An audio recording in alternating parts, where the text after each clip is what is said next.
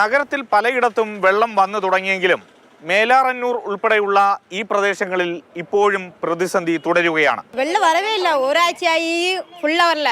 ഇപ്പൊ 6 ദിവസം കൊണ്ട് കിഴക്കേ വെള്ളം ഒട്ടും വെള്ളമേ ഇല്ല. അപ്പൊ ഇതാ പറഞ്ഞ നിങ്ങളെ വീട്ടു പ്രശ്നമായിരിക്കും അങ്ങനെയാന്ന് പറഞ്ഞാൽ നമ്മളെ വീട്ടിൽ ഒരു പ്രശ്നമില്ല, വെള്ളമില്ല. ഇവിടെയുള്ള ഏതാണ്ട് 300ഓളം വീടുകളിലാണ് പ്രതിസന്ധി ഇപ്പോഴും തുടരുന്നത്. അത് ലീക്ക് ആണെന്നാണ് ഇപ്പം നമുക്ക് മനസ്സിലാക്കാൻ വേണ്ടി കഴിഞ്ഞിട്ടുള്ളത്. ആ ലീക്ക് പരിശോധിക്കുന്നുണ്ട്, വേറെ 1-2 സ്ഥലങ്ങളിലും കൂടെ തോണ്ടുന്നുണ്ട്. നേരത്തെയുള്ള ലീക്കിന്റെ ഭാഗമാണ് ഇപ്പം ചെയ്യുന്നത്. ശാശ്വതമായ പരിഹാരം ഉണ്ടാക്കുന്നതാണ് ഇപ്പോഴത്തെ ഈ ഒരു സംവിധാനം കൂടെ.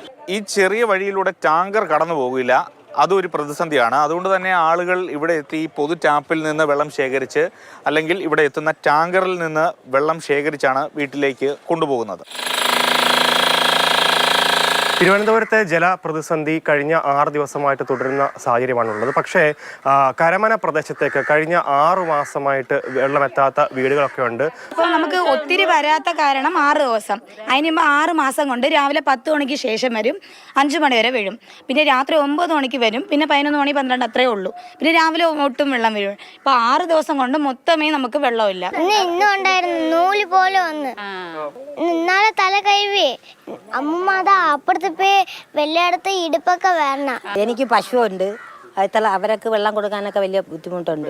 മെയിൻ പൈപ്പ് ഉണ്ടല്ലോ, അവിടുന്ന് എനിക്കാണെങ്കിൽ കാല് പോലും വയ്യ വെള്ളം എടുക്കാൻ. പിന്നെ മരുമോള് പോയി എടുത്തുകൊണ്ട് വന്ന് പശുവിനൊക്കെ കൊടുക്കും. എല്ലാവരും ചെയ്യാം, ആടിനെ പട്ടിണി ഇടാൻ പറ്റൂലല്ലോ. ജലവിതരണം തടസ്സപ്പെടുത്തിയുള്ള അറ്റകുറ്റപ്പണികൾ നടത്തുന്നതിന് മുമ്പ് ക്രൈസിസ് മാനേജ്മെന്റ് യോഗം വിളിച്ച് സ്ഥിതിഗതികൾ വിലയിരുത്തണം, അതിന്റെ പ്രത്യാഘാതങ്ങൾ പഠിക്കണം. ഇത് ലഘൂകരിച്ചതാണ് ഈ പ്രശ്നത്തിന് കാരണമായത്.